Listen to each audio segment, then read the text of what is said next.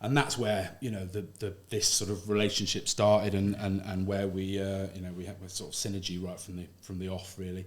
I had a real privilege then of working in 11 EOD regiment, so providing the UK's sort of regional bomb disposal and ammunition support to the authorities. Had a great time there, and had the opportunity to upskill, do lots of training courses, really sort of solidify that sort of skill set. And then had the opportunity to go and work with various other units in the UK, trips around the world, opportunities to work with partner forces, and train lots of people around the world, it was a real privilege on my part, but it also made me understand that we're asking our people to do an awful lot, and actually a lot of the time we're not providing them with the requisite support. Whether that be well-being, whether that be training, whether that be kit and equipment, So I think this is at all levels. This is at all levels, really. So it's I think one of the things that sat with me wherever I've been, and I've come away going, those people are being asked to do more than they should with the quality, the level of training, the level of kit and equipment, the level of support they've been given.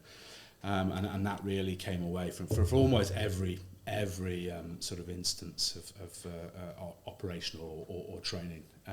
So that was where the sort of the understanding of the need came from in terms of that, and that's why Dylan obviously felt similar, and that's where that's why Render Safe was started off the back of that career. Huge opportunity, wanting to actually feed some of that expertise back in that we've been able to garner over time, and at the end of the day, make people better at their jobs, make the world a safer place. 100%. And Dylan, for you, it's was that the same? Growing up in the New Zealand forces, or? Yeah, I think New Zealand Army is quite small.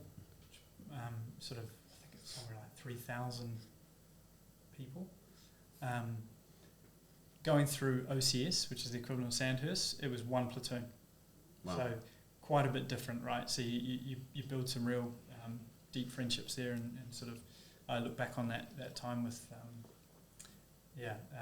a lot of happiness in what we went through together, because it's a pretty special time.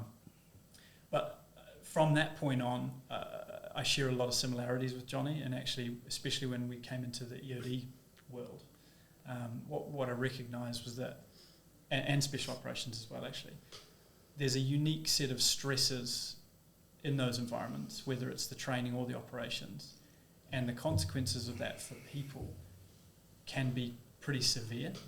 And anyone in the military can relate to this, or anyone who's served in the military. But what Jonnie and I recognised was, when it comes to the training and the support and the human performance elements that surround that, there's a lot more work to be done.